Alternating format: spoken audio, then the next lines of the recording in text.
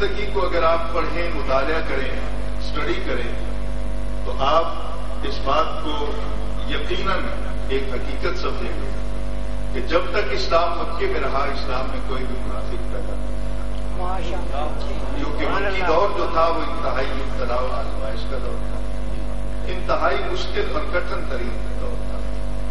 مکی زندگی کے اندر کلمہ پڑھنا آسان نہیں تھا، جو بھی کلمہ پڑھتا اسے سر پہ کفن ہوتا، اس کے اپنے اسے چھوڑ دیتے تھے، اس کے دوست اس سے ترک تعلق کر دیتے اور اسے ہمہ وقت اپنی جان ہتھیلی پہ رکھتے مکہ کے بازاروں میں۔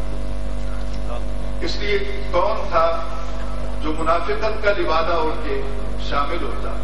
اس لیے کہ وہاں تو جان کوئی دینے کی تمنا رکھتا تو کیا کرتا۔ اسلام جیسے ہی مکی زندگی ختم کرتا ہے اور مدنی زندگی کا آغاز ہوتا ہے، اسلام ہجرت کرتا ہے۔ حضور آقا صلی اللہ علیہ وسلم کی ہجرت کو میں اسلام کی ہجرت کرتا ہوں۔ اگر سرکار کو اسلام سے یا اسلام کو سرکار سے جدا کر دیا جائے تو پھر اسلام باقی رہتا ہے۔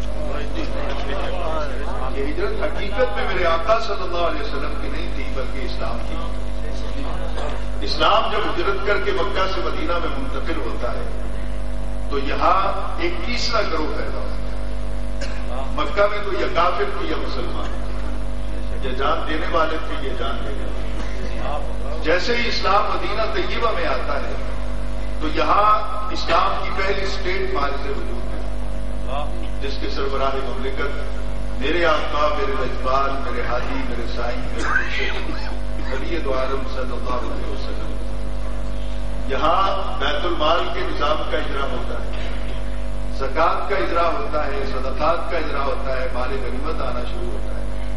اسلام چونکہ فورس میں آنا شروع ہو جاتا ہے تو یہاں کچھ لوگ اسلام کا لبادہ اوڑھ کر اسلام میں داخل ہوتے ہیں، جس طرح کہتے ہیں لیاب فی ثیاب۔ کہ بھیڑیا انسان کے روپ میں آیا، تو جس طرح بھیڑیا انسان کے روپ میں آ کر بھی انسان نہیں بن سکتا، اس طرح منافق چاہے جتنے چہرے بدل لیں۔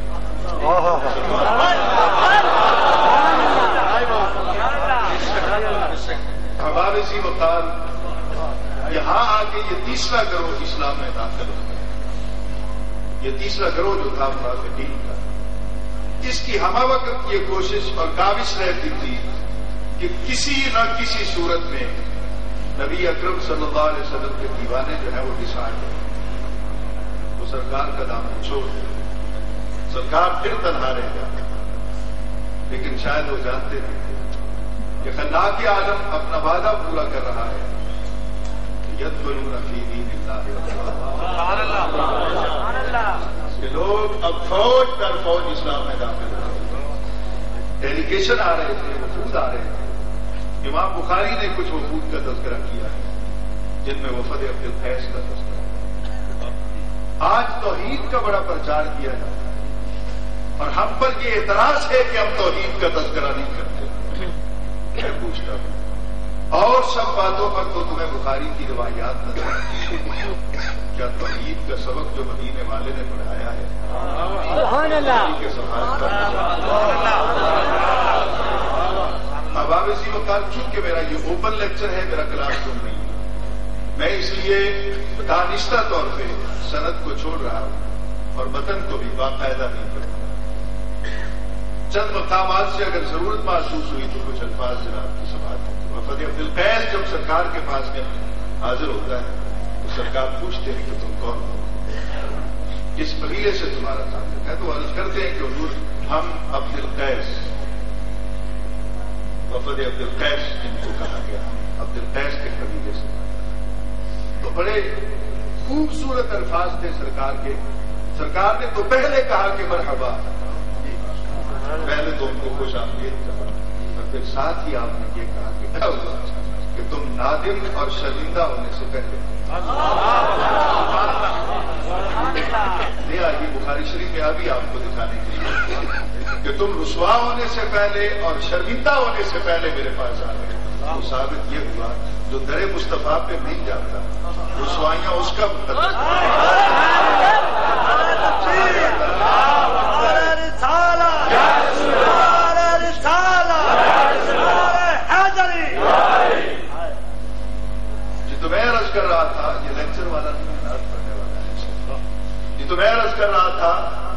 کہ میرے آقا صلی اللہ علیہ وسلم نے ان کو کہا کہ اچھا ہوا کہ تم شرمندگی سے بچ گئے اور رسوائی سے بچ گئے. اس کے بعد ان لوگوں نے سرکار کی بارگاہ میں عرض کی کہ یا رسول اللہ صلی اللہ علیہ وسلم. اب ذرا دھیان سے میری بات کو سنیے گا, میں ریپیٹ نہیں کروں گا کہ حضور ہم روز روز نہیں آ سکتے, ہم روز روز نہیں آ سکتے. ہم آج آئے ہیں تو آج ہی ہمیں دین سکھا دیجئے, آج ہی ہمیں دین سمجھا دیجیے. حضور والا میں یہاں ٹھہر کر ارباب علم و دانش کے حضور یہ سوال رکھنا چاہتا ہوں, کوشچن رکھنا چاہتا ہوں, میرے مخالفین سے یہ مسئلہ حل کروا دیجیے. جب وفد عبد القیس آیا کیا قرآن پورا نازل ہو چکا تھا؟ کیا تکمیل دین کا اعلان ہو چکا تھا؟ جب ابھی قرآن پورا آیا نہیں, دین کی تکمیل ابھی ہوئی نہیں, وہ کہتے ہیں ہمیں پورا سکھا دیا.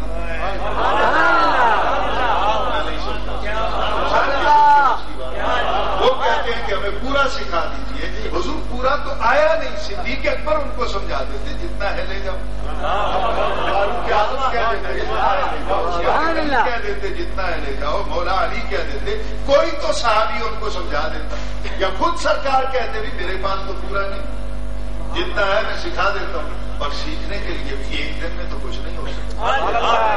تو کیا رہو گے, باقاعدہ ایکسرسائز کرو گے, باقاعدہ پریکٹیکل کرو گے, نماز سیکھو گے, اذان سیکھو گے, قرآن سیکھو گے, مسائل زکات سمجھو گے, مسائل اپنا جہاد سمجھو گے. تمام معاملات کو سمجھنے کے لیے ٹائم چاہیے.